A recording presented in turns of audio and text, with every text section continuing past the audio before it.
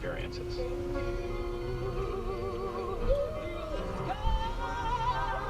This is All Things Considered from NPR News. Support for NPR comes from this station and from Focus Features presenting The Holdovers. Paul Giamatti reunites with director Alexander Payne for the first time since Sideways. In theaters everywhere today. From Indeed, designed to be an end-to-end hiring solution for businesses of all sizes to attract, interview, and hire candidates, all from one platform. Learn more at Indeed.com/NPR. From Fisher Investments.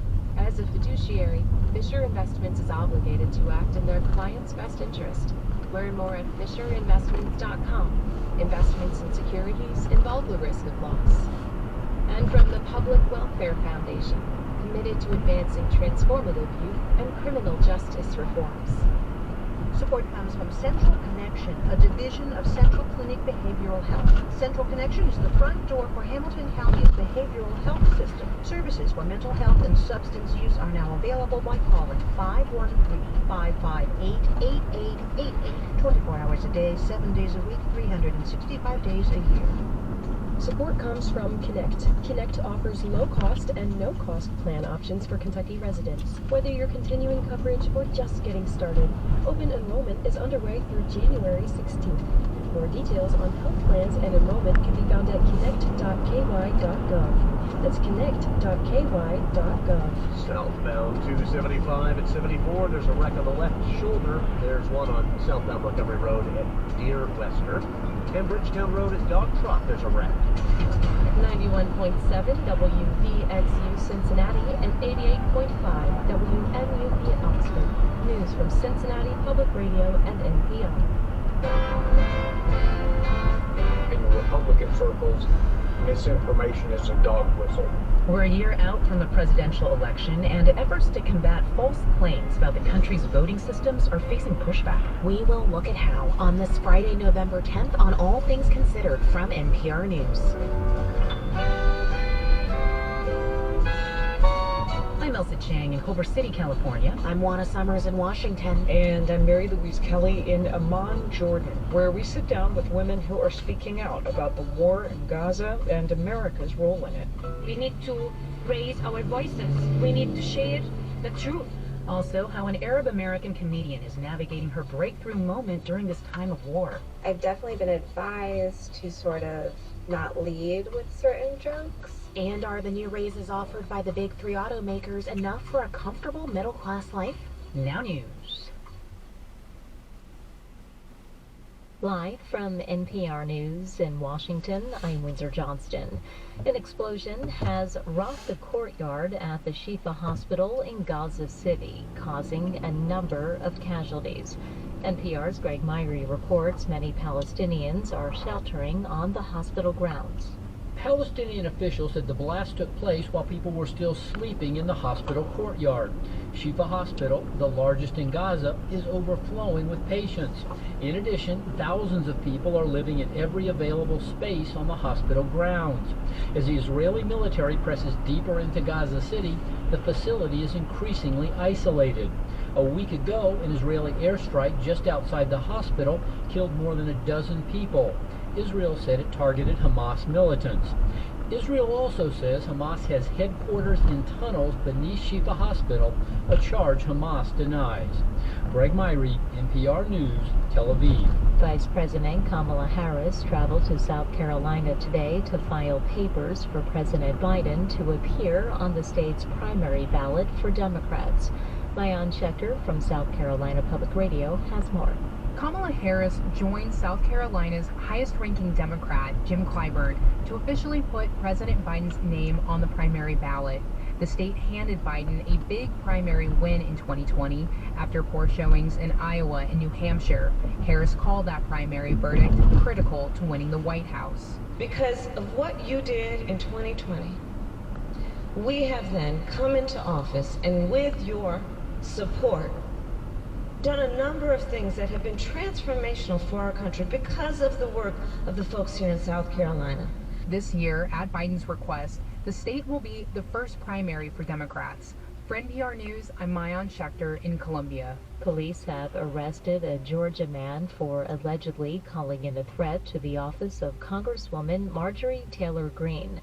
Raul Bally with member station WABE reports it's the second reported threat this week involving a member of Congress from that state. The U.S. Attorney's Office says 34-year-old Sean Patrick Cirillo has been arrested and charged with making a threat to Congresswoman Marjorie Taylor Greene.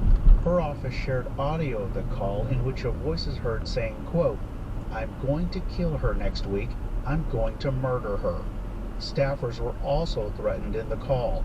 Earlier this week, Congressman Rich McCormick, a fellow Georgia Republican, closed his district office because of, quote, "serious threats of violence against his staff." Greene says she has also had to close her district office. For NPR News, I'm Raul Bally in Atlanta. Stocks traded higher on Wall Street today. The Dow was up 391 points. This is NPR News.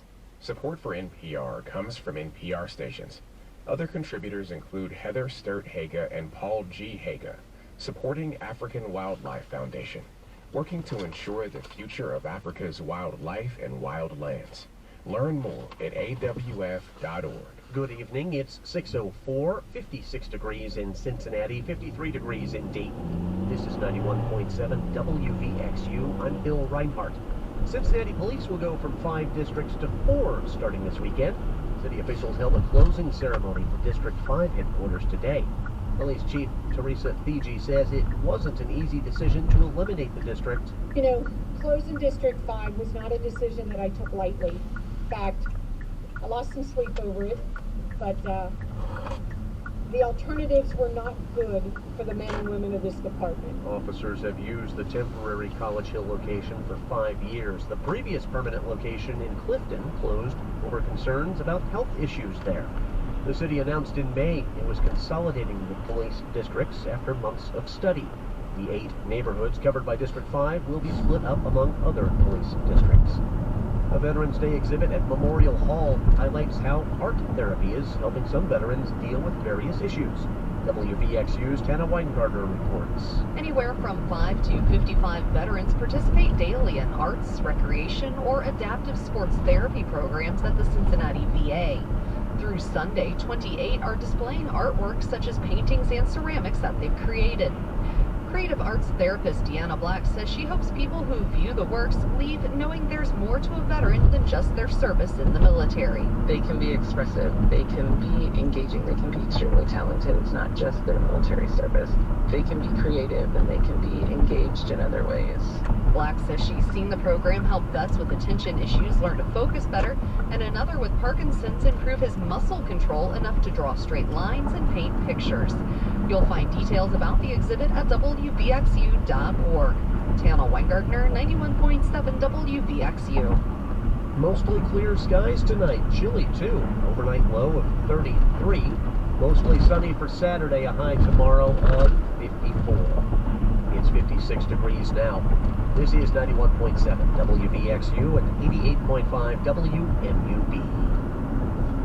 This is All Things Considered from NPR News. I'm Juana Summers in Washington. And I'm Elsa Chang in Culver City, California. We're now a year out from the next presidential election, and the people working to safeguard voting are worried. They say a campaign of legal and political pressure coming from the right is stifling efforts to fight back against false claims about the country's voting systems, lies that haven't stopped spreading since 2020. Joining us now to talk about all of this are NPR correspondents Shannon Bond and Miles Parks. Hey to both of you. Hi there. Hi, Elsa. So what have you been hearing from election officials as they look ahead to 2024? Since 2020, really since 2016, with Russia's interference in that election, the whole elections community has been focused on fighting election lies. That's not new. But what is new is that fight has gotten a lot more complicated recently. Over the past year and a half, many conservatives have started pushing back on those efforts arguing that they amount to censorship of free speech. I was talking about this with Wesley Wilcox, who's a Republican election supervisor in Marion County, Florida, and he said starting last year, he literally couldn't use the word misinformation around Republican voters anymore. In Republican circles, misinformation is a dog whistle. You know, it blew up, and all of a sudden, man, you got skewered if you even mention the word. And our reporting found that this backlash is being felt everywhere that's connected to election information. It's research, it's affected the federal government, it's affecting the social media companies. They're all gun shy, as Wilcox put it, due to a real fear that they'll be targeted. Targeted? When you say targeted, who is doing the targeting? Well, there's a couple different things going on here, Elsa. So first of all, there were Republican attorneys general in Missouri and Louisiana who have brought a lawsuit accusing the Biden administration of going too far in pressing platforms to take down misleading posts about elections as well as about COVID. And this summer, a district judge in that case issued this really broad injunction blocking the government from communicating, for the most part, with platforms. Now, that has been put on hold. The Supreme Court is going to hear that case, but that definitely has had a chilling effect. There's also a private lawsuit targeting outside researchers who studied election lies and rumors in 2020. And then there's also pressure coming from Congress. Republican Jim Jordan of Ohio is leading an investigation into alleged collusion between the Biden administration and tech companies and researchers, which Jordan argues is unconstitutionally targeting political speech. I mean, Shannon, it does seem kind of fraught to have the government weighing in on what people can or cannot say online, right? Yeah, I mean, and there is, of course, this open question about what role the government should take when it comes to, pushing back against rumors or outright lies about, high-profile issues like elections and public health. There's also legitimate skepticism of the role that social media companies play, with all this power they wield over online speech. And those are important debates. But government officials and platforms and researchers say the allegations being made in these lawsuits and in this investigation are really mischaracterizing their work. They say there is an important public interest in identifying and mitigating false or misleading claims and potential foreign interference that could have real impacts in elections, right? Eroding trust in the electoral process, disenfranchising voters. Things like suggesting votes won't count if they use a certain kind of marker on their ballots. I spoke with Kate Starbird, who's a researcher at the University of Washington. She's been targeted by the Congressional probe, and she's received harassment and threats over her work. And she says all of this has a big impact on the democratic process. Weaponized criticism of research on misinformation is having a negative impact on our ability to understand and address what many of us feel to be a pretty large societal problem.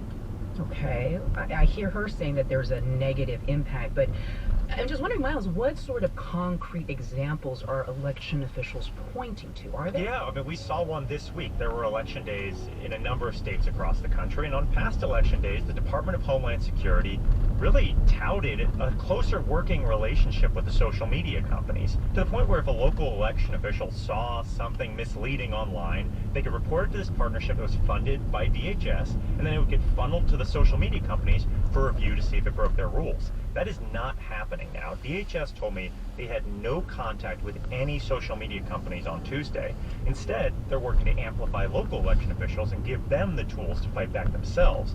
But as we know, those local election officials are tasked with a lot of responsibility. Yeah. I talked to Wilcox, the Florida election official we heard from a second ago, and he told me it's hard to ask local election officials to understand a rapidly changing online environment. We are nearing capacity on people. You want me to be a cybersecurity expert. You want me to be a database expert. You want me to be, now I've got to be an AI expert. I'm like, I'm sorry. So at some point, I got to tap out. And many of those election officials are tapping out. Study after study has found an alarming turnover rate for people who are working in the local election space. Man. Well, Shannon, Miles was just talking about social media platforms. Are those platforms being